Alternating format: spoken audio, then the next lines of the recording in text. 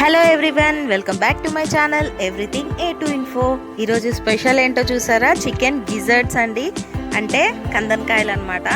ఈరోజు రెసిపీ అదే. కందనకాయలతో పాటు కాజాలు కూడా కలిపి ఈరోజు నేను ఫ్రై చేయబోతున్నాను. వీటి వల్ల ఎన్ని బెనిఫిట్స్ ఉన్నాయో అలాగే డిసడ్వాంటేజెస్ కూడా ఉన్నాయి. అది ఈ వీడియోలో పూర్తిగా మీరు చూడండి, చెప్తాను ఏంటేంటివో. దానికంటే ముందు రెసిపీ స్టార్ట్ చేసే ముందు నా ఛానల్ అయితే సబ్స్క్రైబ్ చేసేయండి, అలాగే లైక్ చేయండి వీడియో నచ్చినట్లయితే, అలాగే అందరికీ షేర్ కూడా చేయండి. ఫస్ట్ వీడియో స్టార్ట్ చేసేస్తే, కర్రీ స్టార్ట్ చేయడానికి ఫస్ట్ మనకు కావాల్సినవి 2 మీడియం సైజు ఆనియన్ తీసుకుని కట్ చేస్తున్నాను అనమాట. చిన్న చిన్న పీసెస్గా. పెద్దగా ఉంటే ఫ్రై అవ్వడం కష్టమవుతుంది ఇవి, అందుకని నేను చిన్న చిన్న పీసెస్గా 2 మీడియం సైజు ఉల్లిపాయలని తీసుకొని కట్ చేస్తున్నాను అనమాట. సో స్పైసీనెస్ కోసం నేనైతే కొంచెం తక్కువే తీసుకున్నాను పచ్చిమిరపకాయలు. ఒక 3 పచ్చిమిరపకాయలు తీసుకున్నాను. కానీ దీనిలో కారంతో వచ్చే స్పైసీనెస్ కంటే పచ్చిమిరపకాయలతో వచ్చే స్పైసీనెస్ చాలా టేస్ట్ని ఇస్తుంది. అయితే మసాలా అవి కూడా దీనికి ఎక్కువే పడతాయి ఈ కర్రీకి.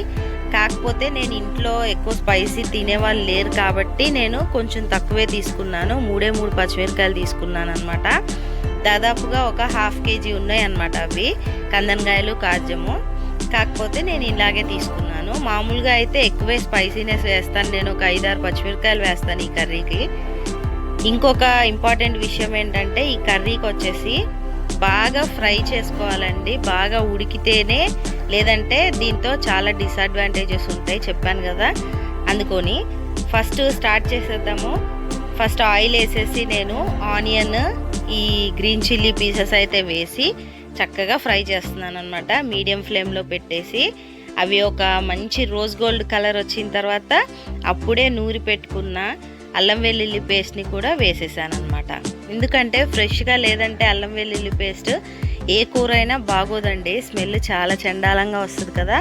అందుకని అల్లం వెల్లుల్లి పేస్ట్ మాత్రం ఇంట్లోనే ప్రిపేర్ చేసుకుంటాను నేను ఎప్పుడైనా. అది కూడా కర్రీ వండేటప్పుడే ప్రిపేర్ చేస్తాను అనమాట. లేదంటే ముందు రోజే ప్రిపేర్ చేసుకొని ఫ్రిడ్జ్లో అయినా పెట్టేస్తాను. ఒక రోజు ముందంటే ఏం అవ్వదు కాబట్టి. ఇదంతా మంచిగా కమ్మని వాసన వచ్చేలా ఫ్రై అయిపోయిన తర్వాత ఇవన్నీ నీట్గా క్లీన్ చేసుకున్నవి ఇందులో వేసేసాను అనమాట. ఈ వేగిపోయిన అల్లం వెల్లుల్లి పేస్టు ఉల్లిపాయ ముక్కల్లో వేసేసాను. కానీ మనం క్లీన్ చేసేటప్పుడు చాలా జాగ్రత్తగా క్లీన్ చేసుకోవాలండి. ఈ కందనకాయలకి ఎల్లో పోర్షన్ ఉంటుంది కదా, ఎల్లోగా ఉండే లేయర్ అంతా తీసేస్తేనే చాలా చాలా మంచిదన్నమాట. లేదంటే అవి ఆరోగ్య సమస్యలు వస్తాయి అన్నమాట వాటి వల్ల. సో వీటిలో చాలా చాలా ప్రోటీన్ ఉంటుంది. మజిల్ బిల్డప్ చేసుకోవాలి అనుకునే వాళ్ళకి ఇవి చాలా బాగా యూజ్ అవుతాయి అన్నమాట. అలాగే మీకు ఐరన్, జింక్ కూడా దీనిలో చాలా ఎక్కువగానే ఉంటుంది. అలా అని ఎక్కువగా వీటిని కూడా తినకూడదు, ఎందుకంటే వీటిల్లో కొలెస్ట్రాల్ కూడా ఎక్కువగానే ఉంటుంది. అలాగే బ్లడ్ ప్రెషర్ పెరగడానికి సోడియం కూడా ఎక్కువగానే ఉంటుంది అన్నమాట దీనిలో. అందుకని చాలా జాగ్రత్తగా ఫ్రై చేసుకోవాలి, బాగా ఉడికించుకొనే తినాలన్నమాట. కంప్లీట్గా ఉడికించాలి, పచ్చిదనం లేకుండా. అదే అనమాట. నేను ఇది ఫస్ట్ ఇవన్నీ వేసేసి కలిపేసిన తర్వాత ఉప్పు పసుపు వేసి ఒక 5 minutes మగ్గించిన తర్వాత మళ్ళీ కారం వేసి మొత్తం కలిసేలాగా కలిపేస్తున్నాను అనమాట. ఫస్ట్ ఉప్పు పసుపు వేసి కాసేపు అలా సిమ్లో పెట్టి మూత పెట్టి మగ్గిచ్చేస్తే ఏమవుతుందంటే వాటిలో ఉన్న వాటర్ అంతా బయటకు వస్తుంది అనమాట ఫస్ట్.